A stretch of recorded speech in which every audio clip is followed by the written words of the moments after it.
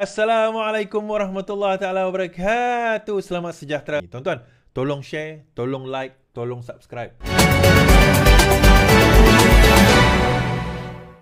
Berita mengenai Bung Mohtar, pendakwaan fail rayuan terhadap pembebasan Bung Mohtar dan isteri. Pihak pendakwa telah memfailkan rayuan terhadap keputusan Mahkamah Tinggi yang melepas dan membebaskan ahli parlimen kina bertangan Datuk Seri Bung Mohtar dan isterinya Datin Seri Zizi Izzati atas 3 pertuduhan rasuah berjumlah 2.8 juta membabitkan pelaburan 150 juta dalam unit amarah Public Mutual Fund. Peguam Teh Sikun yang mewakili Zizi semasa dihubungi bernama mengisahkan perkara. Ya, kami telah dimaklumkan pihak pendakwa memfailkan notis rayuan. Pada 7 September, Mahkamah Tinggi melepas dan membebaskan Bung dan Zizi setelah membenarkan permohonan. Hakim Datuk Azhar Abdul Hamid yang membuat keputusan berkata adalah sesuai dan tidak wajar melaksanakan kuasa penyemakan di bawah Seksyen 323 Kanun Jenayah dalam kes itu. Pada 2 September lalu, Mahkamah Tinggi Bung Mohtar dan Zizi Izzat membela diri atas ketiga-tiga pertuduhan rasuah. Ini mendorong mereka memfailkan permohonan semakan. Maksudnya ada prima facie lah. Bagaimanapun, Mahkamah Tinggi menolak permohonan mereka tanpa mendengar merit permohonan setelah membenarkan bantahan awal pendakwaan terhadap permohonan berkenaan. Pasangan ini kemudian memfailkan rayuan ke Mahkamah Rayuan dan mereka berjaya dalam rayuan dan Mahkamah menghantar semula permohonan semakan kepada Mahkamah Tinggi untuk merit permohonan didengar. Pada 2019, Bung Mohtar didakwa menerima rasuah 2.2 juta dan 262,000 sebagai dorongan. Beliau didakwa menerima suapan daripada ejen pelaburan melalui Zizi Izzat di Public Bank Cawangan Taman Melawati. Okey.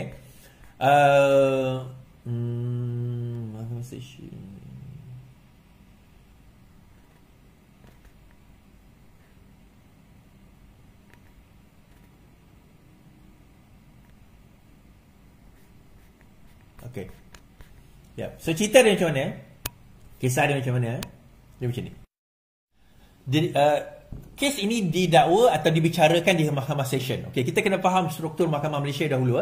Dia ada Mahkamah Magistrate yang paling rendah, Session yang kedua, Mahkamah Tinggi yang ketiga, Mahkamah Rayuan yang keempat dan paling tinggi sekali Mahkamah Persekutuan. Okey.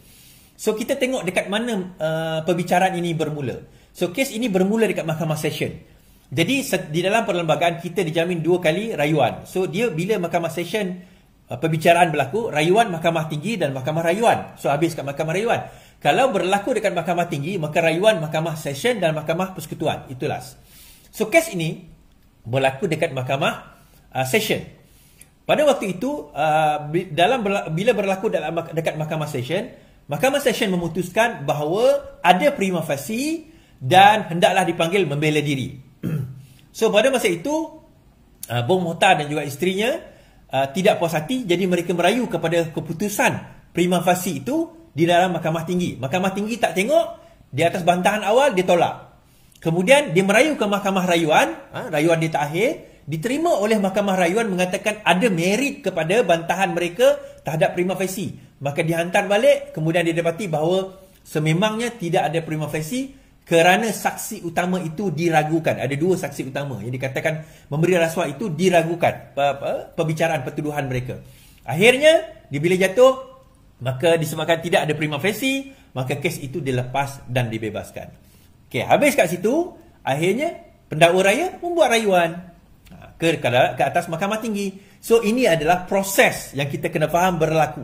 So proses ini berlaku. Ya, adakah ini dipengaruhi oleh keputusan Perdana Menteri? Tidak. Mahkamah menentukan, dia naik ke atas Mahkamah Tinggi, Mahkamah Tinggi tolak ke Mahkamah Rayuan, Mahkamah Rayuan menentukan balik kepada Mahkamah Session, Mahkamah Session menentukan tidak ada kes di dalam perkara tersebut, tidak ada rayuan, tidak ada prima facie dalam perkara tersebut. Akhirnya kes itu digugurkan. Bukan Mahkamah Session tapi Mahkamah Rayuan mengatakan tidak ada prima facie, maka kes itu digugurkan dan dirayu semula oleh pendakwa raya dalam kes ini. So rayuan itu berlaku, proses itu berlaku. Jadi kalau kita nak menuduh benda itu tidak benar, tidak boleh, ini adalah campur tangan sebagainya, dia melalui proses-proses mahkamah. Jadi kalau ini dikatakan campur tangan, ini dikatakan tidak benar, ini dikatakan tidak betul. So bagaimana pula dengan kes Muhyiddin Yassin? Kenapa tak ada orang persoalkan kes Muhyiddin Yassin?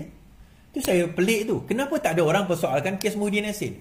Kalau dikatakan kes Zahid itu sebagai campur tangan Perdana Menteri yang menggugurkan kes itu bukannya Peguam Negara sekarang. Perdana Menteri sebut tadi, Anwar Ibrahim sebut di dalam parlimen, yang membuat keputusan untuk menggugurkan kes tersebut adalah Idris Harun, iaitu Peguam Negara sebelum ini. Peguam Negara